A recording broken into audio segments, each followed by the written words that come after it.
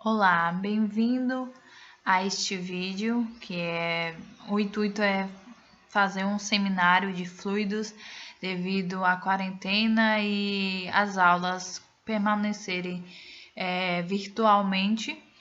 E vou apresentar sobre o líquido amniótico, a polidromia, que eu escolhi essa patologia. Eu sou a Yumi Kuta, sou discente do curso de Biomedicina da Faculdade Mário Thaís e vou introduzir primeiro o que é líquido amniótico. É um líquido que recobre o bebê durante toda a gestação e esse fluido que envolve o bebê intraútero durante toda a gestação. E ele preenche o saco amniótico, que é mais conhecido como bolsa d'água. Ele tem duas principais funções, como proteção e auxiliar o desenvolvimento do bebê.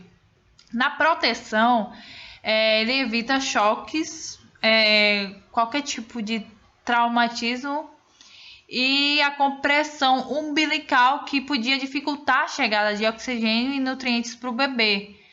Também na proteção, ele protege contra bactérias, fazendo um isolamento do bebê em relação à vagina do meio externo, que é um meio potencialmente contaminado. Além disso, ele favorece o desenvolvimento pulmonar, desenvolvimento digestivo e com a movimentação fetal nesse líquido amniótico, ele faz com que haja um desenvolvimento nos músculos e nos ossos. Além disso, o líquido amniótico também ajuda a manter a temperatura entre o útero constante durante toda a gestação. O líquido amniótico é formado pela reabsorção através das membranas coreoamniônicas e exudato alveolar.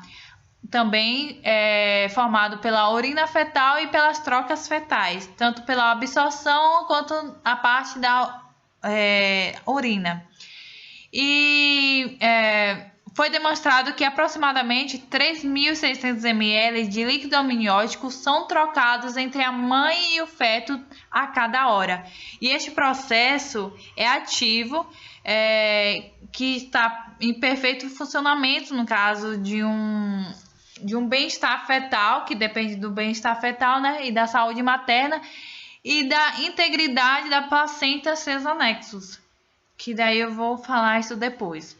O volume considerado normal para o líquido amniótico varia de acordo com a idade gestacional e estes valores encontram em torno de 250 ml na 16ª semana, 800 ml na 28ª semana, atingindo um pico de 1.000 ml na 34ª semana de gestação. Após isso, após a 34ª semana, o volume amniótico declina progressivamente, chegando a 800 ml, e na 40ª semana de gestação, ele permanece nesse 800 ml. Além de sua relação com a idade gestacional, o volume do líquido também se relaciona com o peso fetal e placentário. Os fetos pequenos para a idade gestacional tendem a apresentar redução do líquido amniótico, enquanto os grandes fetos para a idade gestacional tendem a apresentar volumes aumentados. Então, vamos falar sobre as funções do líquido amniótico. Como eu falei também anteriormente, proteção e auxílio, né?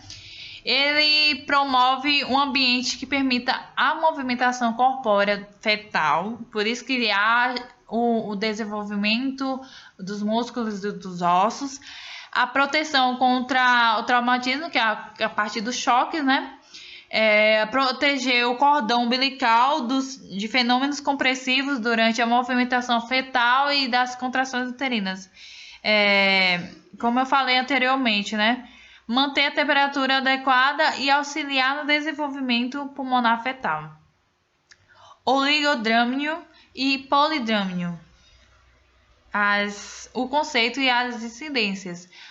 Oligodrâmio é uma deficiência na quantidade de líquido amniótico que tem um volume de líquido amniótico inferior a 400 ml. A sua incidência é de 0,5 a 5,5% das gestações.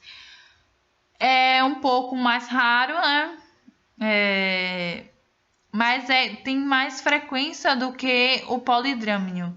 O polidrâmio ele é um excesso na quantidade de líquido amniótico, ou seja, o volume de líquido amniótico é superior a 2.000 ml.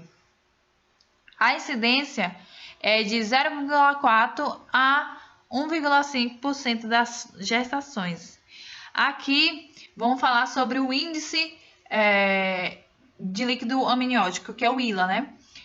O volume de líquido amniótico não pode ser medido com segurança diretamente, exceto talvez durante o parto por cesariana. Assim, o líquido excessivo é definido indiretamente usando os critérios ultrassonográficos, tipicamente o índice de líquido amniótico, né, que é o ILA. O ILA é a soma da profundidade vertical do líquido medido em cada quadrante do útero. O ILA normal varia de 5 a 4 a 24 centímetros, e os valores maiores de 24 centímetros indicam polidrâmio. Aqui nessa tabela,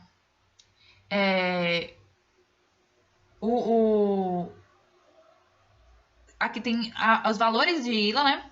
E a definição.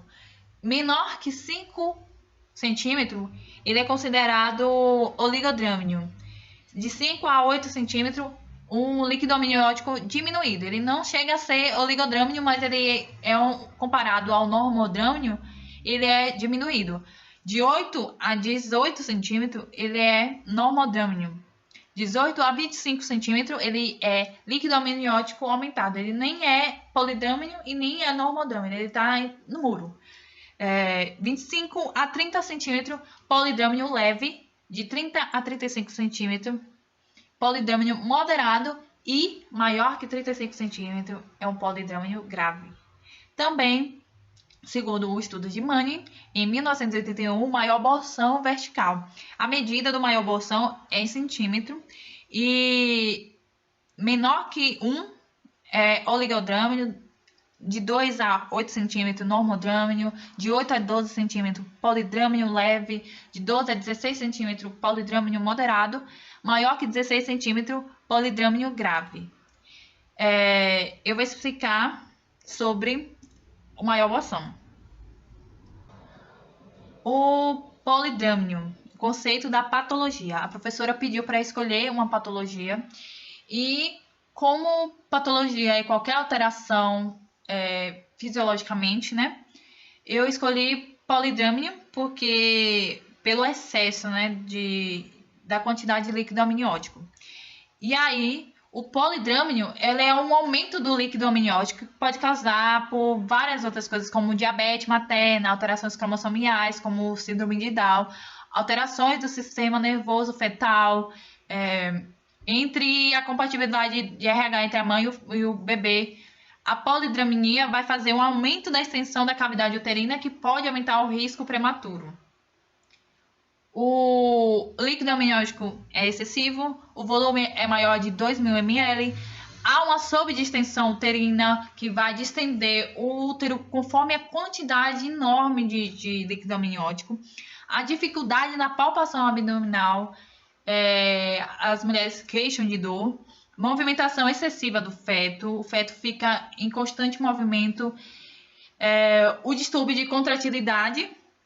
Isso pode ser também pela incapacidade do feto de engolir ou absorver normalmente o líquido amniótico, ou seja, como por exemplo, eu falei na estante sobre alterações do sistema nervoso fetal.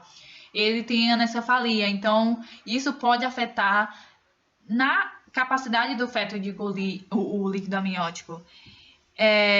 Também é associado a anomalias congênitas e atresia do tubo digestivo, tanto no tubo digestivo como do esôfago também, que também vai causar essa incapacidade do feto engolir esse líquido amniótico, porque ele tem que engolir para poder urinar depois. É uma troca. Ele ingere esse líquido amniótico e excreta através da urina, fazendo a regulação, né? A etiologia do polidrâmio é resultante do aumento da produção do líquido amniótico ou da diminuição do consumo, como eu falei agora, da incapacidade do feto de não conseguir absorver esse líquido amniótico. Ele pode ser pela diabetes mellitus materna, por diurese osmótica, mas também em casos de anemia fetal, tumores fetoplacentários ou transfusão feto-fetal, pelo aumento da produção de urina devido à circulação hiperdinâmica. Por sua vez, a maioria dos casos da diminuição do consumo de líquido amniótico é observada em casos de malformações fetais, como anencefalia, hérnia diafragmática, malformação adenomatoide, cística e atresia esofágica e atresia duodenal, que impede a adequada deglutição do líquido amniótico ou absorção no intestino. Assim, ocorre o oligodrâmio e, em alguns casos, o polidrâmio, principalmente naqueles mais brandos, e não é possível determinar sua causa, sendo o mesmo considerado idiopático. A maioria dos casos são idiopáticos. Vem a fisiopatologia. Na fisiopatologia, ele aumenta a produção de ADH, que é o hormônio antidiurético, a arginina vasopressina, e aí aumenta a produção extrarenal, e aí contribui no aumento do fluxo sanguíneo. E com o fluxo sanguíneo aumentado, ele aumenta a taxa de filtração, fazendo com que o feto faça mais diurese, ou seja, urine mais. E aí contribui com essa urina em excesso ao aumento do líquido amniótico e ao polidrâmio. A classificação do polidrâmio pode ser aguda ou crônica. Na aguda, o aumento do volume é rápido e ele é próprio do segundo trimestre, antes da 24ª semana. E tem características mais graves com uma evolução ruim. Por ele ser precoce, ele tem uma evolução ruim, ele é bem mais grave porque o feto está imaturo, entendeu? Falta desenvolvimento pulmonar e digestiva também. E ele é muito raro. A sintomatologia deriva do súbito crescimento uterino, podendo levar à interrupção da gestação ou expulsão fetal, que pode ocorrer após ruptura espontânea. Conforme vai crescendo, vai distendendo o útero, o organismo da mãe já vai entender que ali o útero já está dilatado, já está prestes a parir. E aí começam as contrações e vem o parto prematuro. Na crônica, a forma mais comum é no terceiro trimestre e apresenta uma evolução mais favorável. Ele pode ser reversível. O feto já está um pouco mais desenvolvido do que na aguda. E aí ele pode ter sintomas graves, porém com menor proporção, porque ele vai estar um pouco mais desenvolvido. As condições associadas ao polidrâmio. As causas fetais, maternais e placentárias. Nas causas fetais, as obstruções gastrointestinais, tanto a atresia de esôfago, hérnia diafragmática, fenda palatina, estenose de duodeno, onfalocele, pâncreas anular, gastroquise. Na parte do trato urinário, displasia multicística, tumores renais. Nas anomalias congênitas, eu citei exemplo da anencefalia, mas toda alteração do sistema nervoso central, do tubo neural, a hidrocefalia, a microcefalia, a anencefalia, pode causar a polidramnia. Também o aparelho respiratório, como malformações pulmonares, hipoplasia pulmonar. O que mais? Na parte de arritmias cardíacas, infecções por sífilis, rubéola, qualquer tipo de infecção vindo de bactérias ou vírus, passado pela placenta, né? a hidropisia fetal não imune. A hidropisia fetal, gente, é o acúmulo patológico de líquidos nos tecidos moles e cavidades serosas do feto. A hidropisia fetal não imune refere-se especificamente a casos não relacionados à aloimunização, também como os tumores fetais e anemia fetal devido à incompatibilidade RH. Nas causas maternas, vem o diabetes mellitus, que é uma das maiores causas, né, do polidrômio, e pelo ganho de peso excessivo da mãe e do feto. E aí, como eu falei anteriormente, quanto maior o feto, mais líquido amniótico tem, segundo estudos. A aloimunização também é causa materna. As causas placentárias são síndrome de transfusão feto-fetal e carioangioma. A síndrome feto-fetal é uma complicação que pode ocorrer nas gestações de gêmeos quando dois bebês estão dividindo a mesma placenta, porém em bolsas diferentes, que são chamadas de monocoriônicas e diamnióticas, né? Monocoriônicas porque é a mesma placenta e diamnióticas porque são duas bolsas diferentes. E é um resultado do desequilíbrio no fluxo sanguíneo dos dois bebês. E aí você percebe que um bebê vai ser mais gordinho e o outro, tipo, o bebê é maior, tem maior líquido amniótico, e o outro bebê é um pouco menor,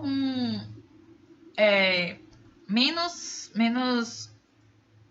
líquido amniótico, dá pra ver no ultrassom. E no coriongioma placentário é um tumor geralmente benigno que cresce na placenta disputando com o feto pelo suplemento sanguíneo. E outra causa que leva à polidrominia é idiopática, ou seja, sem causa definida. Sinais e sintomas. Ele frequentemente é assintomático. Às vezes as mulheres podem ter o aumento do líquido amniótico, mas conforme tratamento, acompanhamento do pré-natal, ele pode reverter, pode ter tantas deformações ou prejudicar o feto ou entrar em trabalho de parto prematuramente. E ele pode também ser grave, com a mãe tendo dificuldade de respirar e sentir muitas dores. As contrações prematuras dolorosas, conforme vai dilatando o útero, vai aumentando as contrações e a mãe vai entrar em trabalho de parto logo. O tamanho de útero é maior do que o esperado para a época, ou seja, a altura uterina é maior que a idade gestacional, e conforme a grávida for acompanhada no pré-natal, tem uma tabelinha onde indica a altura uterina e a idade gestacional onde ela se encontra, se ela está no 24ª semana de gestação ou se ela está no 30ª semana de gestação, vai conforme. Se ela tiver alterado a altura do útero, ela está com polidrominia acima, entendeu? Se ele está abaixo dos níveis normais, ela vai estar com oligodraminia. Galera, esse daqui foi a primeira parte, né, sobre polidrominia.